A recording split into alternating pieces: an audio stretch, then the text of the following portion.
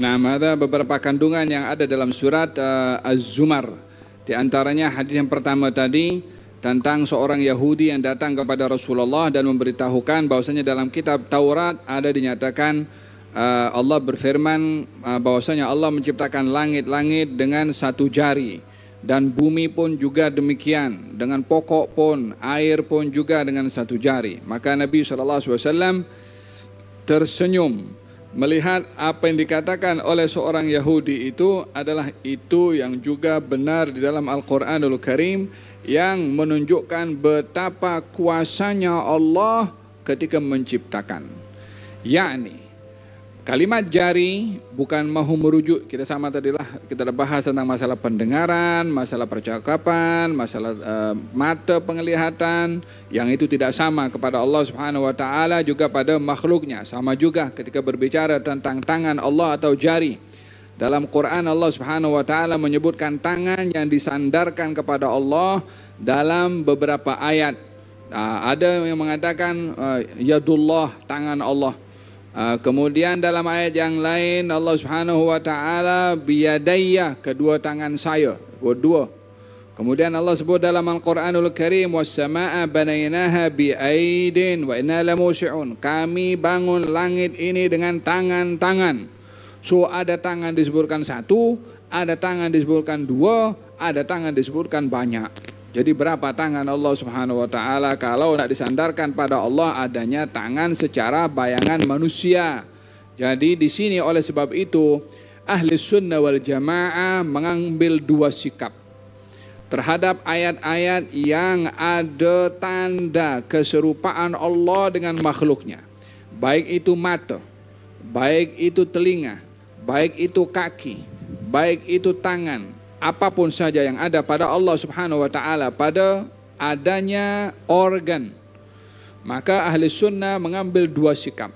Yang pertama yang lebih selamat. Apa itu? Hanya Allah yang tahu. Apakah arti tangan Allah? Yang tahu adalah Allah Subhanahu wa taala. Tetapi kita hanya memahami untuk maksud apa konten ayat itu. Konten ayat itu ingin berbicara tentang baiat. Maka kita fokus pada baiatnya. Tidak fokus kepada hal yang terkait dengan zat Allah Subhanahu wa taala. Sama juga ketika berbicara tentang mata. Wasbir fa innaka bi'ayunina. Sabarlah kamu wahai Rasulullah Muhammad, kamu di bawah mata kami. Kita lebih memahami bahwasanya ini adalah bagaimana Nabi dipantau dan diawasi, karena fungsi mata itu mengawasi. Tanpa kita mengatakan Allah ada mata, tapi kita tak tahu macam mana mata Allah. Kita serahkan macam mana mata Allah Subhanahu wa taala. Problemnya bukan kita serahkan macam mana mata Allah Subhanahu wa taala. Problemnya adalah nisbahnya mata pada Allah Subhanahu wa taala. Itu problem. Oleh sebab itu Ahlussunnah wal Jamaah lebih mengambil sikap dua. Imma tafwid, serah pada Allah. Apa maksudnya tangan Allah? Hanya Allah yang tahu. Apa maksudnya di bawah mata kami? Hanya Allah yang tahu. Apa maksudnya wajah? Wa yabqa wajhu rabbika, wajah Tuhanmu, hanya Allah yang tahu. Serahkan semuanya pada Allah Subhanahu wa taala. Atau takwil yang dipilih untuk menjadi alternatif supaya orang boleh paham. Kalau serah pada Allah Subhanahu wa taala, mungkin sebagian orang tertanya-tanya apa maksudnya. Takkan tak boleh kita nak paham. Maka pergi kepada yang kedua namanya at-ta'wil. Ta'wil itu adalah menafsirkan maksud, bukan menjadikan itulah hakikat makna pada ayat tersebut. Tidak, mendekatkan pada maksud ayat tersebut. Ada berkenaan dengan kalimat usbu' atau jari pada Allah Subhanahu wa taala adalah gambarannya adalah coba kalau kalau meja ini saya angkat dengan satu jari macam ni, kira-kira kan. Wih, hebat Habib Ali. Angkat ini meja berat dengan satu jari. Kan itu simbolik kekuatan, kehebatan. Walaupun tidak akan mungkin kalau ada meja seberat 1 tan, saya angkat dengan satu jari.